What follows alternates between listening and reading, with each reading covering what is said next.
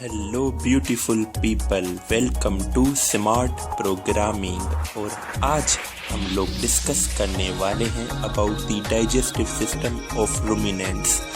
Ruminant animal cow, buffalo, sheep और goat को कहते हैं क्योंकि इनमें 4 चैम्बर्ड स्टमक होता है जो ह्यूमन स्टमक से बिल्कुल मुख्तलिफ होता है। अब माउथ के बाद ईसोफेगस के बाद ये 4 चैम्बर्ड स्टोमक, फिर स्मॉल इंटेस्टाइन, फिर सीकम, फिर लार्ज इंटेस्टाइन, इसके बाद एनस। ये पूरा का पूरा डाइजेस्टिव सिस्टम है। जो न्यू चीज़ है वो है 4 chambered stomach, Roman, reticulum, omasum, एबोमेजम। ये 4 चैम्बर्ड होते हैं। हर चैम्बर्ड का अलग अलग काम होता है। जब भी जानवर चुगाली करता है तो आपने देखा होगा ये 30 से 40% अपना टाइम चुगाली में गुजारता है पूरे दिन का। तो ये चुगाली क्या करता रहता है, इसके बारे में हम लोग डिस्कस करेंगे। और जब ये जानवर खाना खाता है तो आपने देखा होगा ये खाना चबाता नहीं है, च्यू नहीं करता, ये निगलता है। और निगल के डायरेक्ट ये खाना स्टोर होता है रूमन में जाकर। अच्छा, जब ये खाना खाता है तो आपने देखा होगा कि सलाइवेशन भी ज़्यादा हो रही होती है, यानी कि जो सलाइवा वो हद से ज़्यादा बन रहा होता है। ये 150 से 200 लीटर सलाइवा बनाता है। क्यों? क्योंकि साइलेज और फीड जो आप जानवर को दे रहे हैं उसकी पीएच एसिडिक होती है, तो उसको न्यूट्रलाइज करने के लिए ये सलाइवा बनाता है जिसमें बाइकार्बोनेट और वाटर होता है जो pH 8.2 होती है, तो ताकि वो न्यूट्रलाइज हो जाए। जब ये खाना स्टोर होकर रूमन में आता है, Roman is also a chambered structure, और रूमन के अंदर बैक्टीरिया होते हैं जो इसकी फर्मेंटेशन करते हैं। हर 1 मिनट के बाद ये रूमन कॉन्ट्रैक्ट होता है तो खाना रेटिकुलम में जाके जमा होता है, और फिर इस रेटिकुलम से होता हुआ ये खाना दोबारा ऊपर आता है च्यूइंग के लिए या मेस्टिकेशन के लिए, फिर दोबारा नीचे आता है। इसी प्रोसीजर को हम रीगर्जिटेशन कहते हैं। उसके बाद ये खाना रेटिकुलम से होता हुआ 36 घंटे के बाद जाता है ओमेजम के अंदर। ओमेजम के अंदर ये जाकर यहाँ पर वाटर और बाइकार्बोनेट आयन जो सलाइवा में थे वो सारे के सारे एब्जॉर्ब होते हैं, और ये जो कर्ड आया हुआ था रेटिकुलम से, ये कर्ड हाईली कंसंट्रेटेड बन जाता है। इसमें पानी और बाइकार्बोनेट आयन सारे के सारे एब्जॉर्ब हो जाते हैं।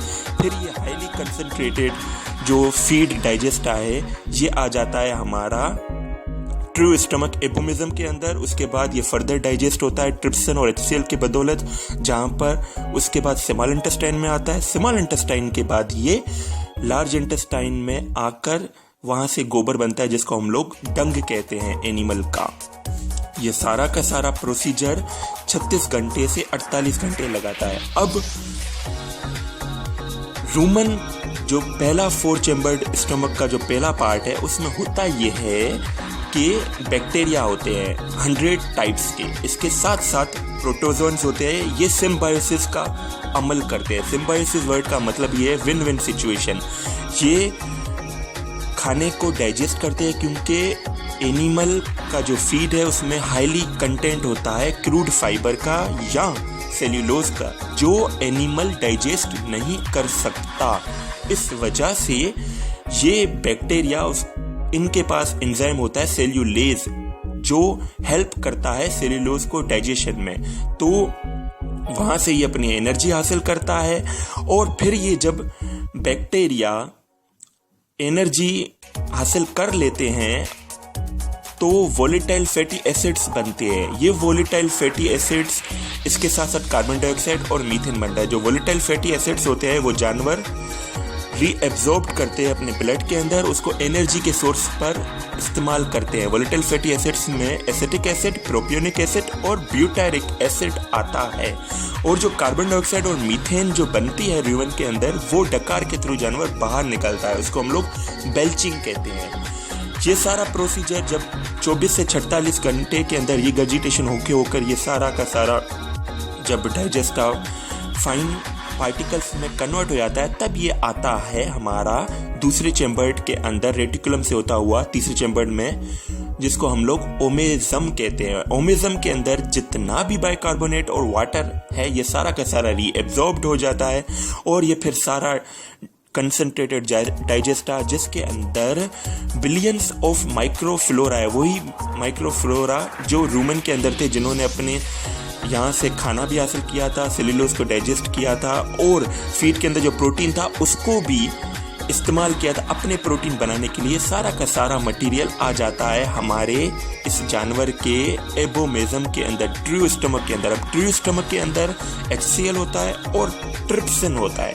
ये HCl और ट्रिप्सिन क्या करते हैं, ये जो माइक्रोफ्लोरा, अरबों खरबों माइक्रोफ्लोरा बैक्टीरिया, जो प्रोटोजोन्स हैं, बैक्टीरिया है 100 किस्म के, ये जो आए हैं रूमन रेटिकुलम से, ये एबोमेजम ट्रू स्टमक के अंदर HCl और ट्रिप्सिन की बदौलत ब्रेक डाउन होते हैं, डाइजेस्ट होते हैं। जो इनका जो प्रोटीन होता है ये एनिमल इनको अमाइनो एसिड में कन्वर्ट करता है और फिर ये एबोमेजम से होता हुआ स्मॉल इंटेस्टाइन में आते हैं और ये सारे के सारे अमाइनो एसिड स्मॉल इंटेस्टाइन से एब्जॉर्ब्ड होकर ब्लड सर्कुलेशन में आते हैं एनिमल के।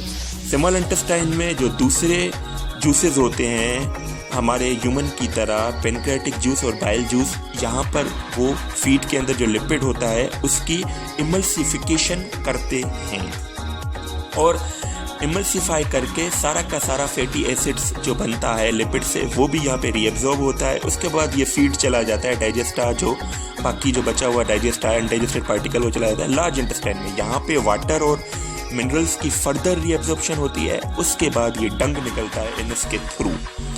अब अगर पीएच की मैं बात करूं तो मैं आपको ऑलरेडी बता चुका हूं कि जो सलाइवा की पीएच होती है वो 8.2 और फीड की पीएच होती है 5 से 6 के दरमियान।